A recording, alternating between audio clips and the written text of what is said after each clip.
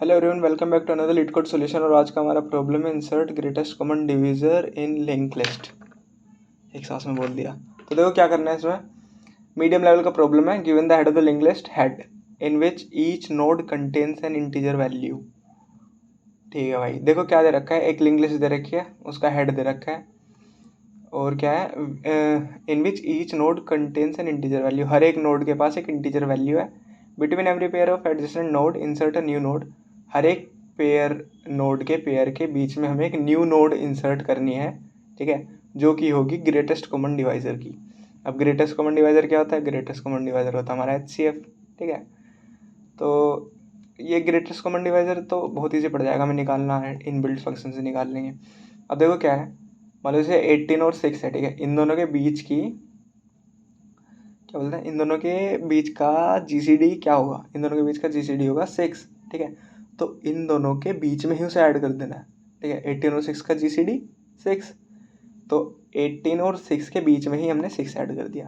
फिर 6 और 10 के बीच का GCD निकालेंगे, वो आएगा 2, और 6 और 10 के बीच में उसे इंसर्ट कर देंगे। फिर 10 और 3 के बीच का GCD निकालेंगे, वो आएगा 1, ठीक है, और 10 और 3 के बीच में उसे इंसर्ट कर देंगे। सिंपल, यही काम करना है, ठीक है।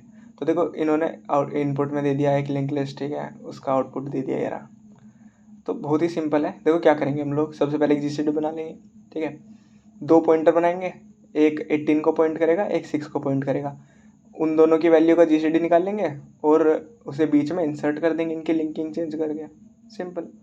तो बस यही काम करेंगे। देखो जल्दी से कोड करते हैं, ज़्यादा टाइम नहीं लेते। मीडियम लेवल पता नहीं क्यों है ये। देखो क्या है, सबसे पहले क्या करेंगे, एक लिस्ट नोड बनाएंगे। 1 मिनट रुको, मैं से कॉपी करता हूँ, बार बार टाइप करना पड़ेगा, ठीक है।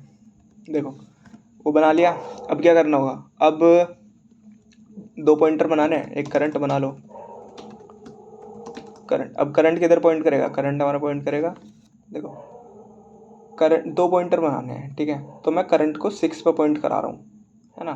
तो देखो 6 पे पहुँचाने के लिए हेड का नेक्स्ट करते हैं, ठीक है। एक पॉइंटर और होगा जो 18 को पॉइंट करेगा, तो उसके लिए लिखते हैं प्रीवियस इक्वल टू हेड, ठीक है। अब देखो ऐसे भी तो हो सकता है कि भाई जो मैंने लिखा करंट इक्वल टू हेड का नेक्स्ट, और मान लो करंट जो है 18 इसके बाद ही नल है, मतलब लिंक लिस्ट में एक ही एलिमेंट है, तो उसके लिए केस डाल देंगे इफ़ हेड का जो नेक्स्ट है, ठीक है, अगर मेरा हेड का नेक्स्ट ही नल हो, इक्वल टू नल, तो क्या करेंगे, तो डायरेक्ट वहाँ पे डाल देंगे रिटर्न हेड, ठीक है। इतनी बात समझ में आ गई। अब क्या करना होगा भाई, अब ये पॉइंटर्स आगे बढ़ाने हैं, ठीक है। तो देखो पॉइंटर आगे बढ़ाने से पहले ना ऐसे लिखते हैं। देखो क्या होगा, ये 2 पॉइंटर हो गए मेरे। अब इनका GCD निकाल लो। तो इनका GCD कैसे निकलेगा, int GCF, greatest common factor रख लिया मैंने इसका नाम। और GCD किस किस का GCD निकालना है, करंट की वैल्यू का और प्रीवियस की वैल्यू का, ठीक है भाई। इन दोनों का GCD निकाल लिया। अब क्या करना होगा, अब एक नई नोड बनानी पड़ेगी भाई, जिसके अंदर ये GCF वाला डालना है उसकी वैल्यू, उसके लिए नई नोड भी तो बनानी पड़ेगी। तो नई नोड बनाते हैं और इसका नाम रखते हैं हम लोग, क्या नाम रखते हैं, GCD रख देते हैं,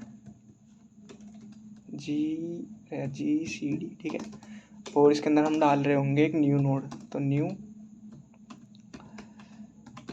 लिस्ट नोड के अंदर GCF जाएगा। अब इससे क्या होगा, देखो यहाँ से तो मेरा GCD निकलेगा, 18 और 6 का GCD निकला, GCF के अंदर स्टोर हो गया। GCF की एक नई नोड बना दी, ठीक है भाई। अब क्या करना होगा, अब जो GCF की जो नई नोड बनाई है ना, उसको पॉइंट करा, मतलब लिंकिंग करानी होगी इसकी। तो मैं क्या करूँगा, प्रीवियस के जो है ना नेक्स्ट में क्या डाल दूंगा, GCD डाल दूंगा। अब देखो इससे क्या होगा, मतलब मेरा प्रीवियस 18 पे, प्रीवियस के नेक्स्ट में GCD डलेगा। GCD है मेरा 6, तो प्रीवियस के नेक्स्ट में GCD आ गया, तो 18 की लिंकिंग हो गई 6 से। अब क्या करना होगा, अब मुझे जो मेरा करंट है वो इधर है 6 पे, ठीक है। जब मेरा करंट 6 पे है तो मुझे उसको जोड़ना भी तो पड़ेगा भाई, मैंने GCD तो डाल दिया, अब GCD का आगे वाली लिस्ट भी तो जोड़नी पड़ेगी। तो उसके लिए मैं क्या करूँगा, GCD में के नेक्स्ट में डाल दूंगा करंट, ठीक है। अब देखो ये चीज़ ना थोड़ी कन्फ्यूजिंग हो सकती है, तो ये चीज़ जब समझ में आएगी जब आप लोग ना डायग्राम बना के देखोगे, ठीक है। तो डायग्राम बना के देखना, ईजिली समझ में आएगा, ज़्यादा कुछ कॉम्प्लेक्स है नहीं इसके अंदर, ठीक है। ये हो गया। अब मुझे अपने दोनों पॉइंटर आगे बढ़ाने बस, करंट इक्वल टू करंट का नेक्स्ट, ठीक है, और प्रीवियस इक्वल टू प्रीवियस का नेक्स्ट का नेक्स्ट। अब देखो मैं प्रीवियस इक्वल टू प्रीवियस का नेक्स्ट क्यों कर रहा हूँ, देखो मैंने ये प्रीवियस मेरा इधर है 18 पे, ठीक है, फिर यहाँ पे मेरा GCD आ गया, ठीक है, यहाँ पे मेरा करंट है, तो करंट को तो मैं एक बार मूव करूँगा क्योंकि करंट मेरा आ जाएगा 10 पे, ये तो GCD है ना, करंट मेरा आ जाएगा 10 पे। और प्रीवियस को नेक्स्ट का नेक्स्ट करने का मतलब है प्रीवियस इधर है, प्रीवियस का नेक्स्ट में आ गया GCD और उसका भी नेक्स्ट 6, तो मैं प्रीवियस को डायरेक्ट 6 पे ले आऊँगा और करंट मेरा 10 पे होगा, फिर इन दोनों का GCD निकलेगा और फिर वो GCD यहाँ पे 2 आ जाएगा, ठीक। अगेन मैं वो एक ही बात कहूँगा यार डायग्राम बना के देखोगे अच्छे से समझ में आ जाएगा, मेरे पास इतना टाइम नहीं है मैं डायग्राम बना के दिखाऊँ, सिंपल, ठीक है। अभी आ गया।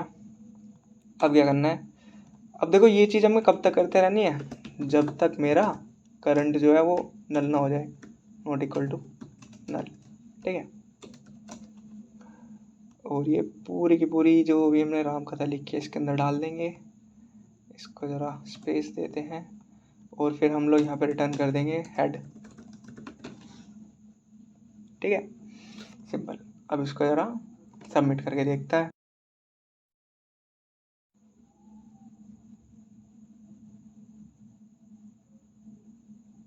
और ये सबमिट हो गया। Thanks for watching.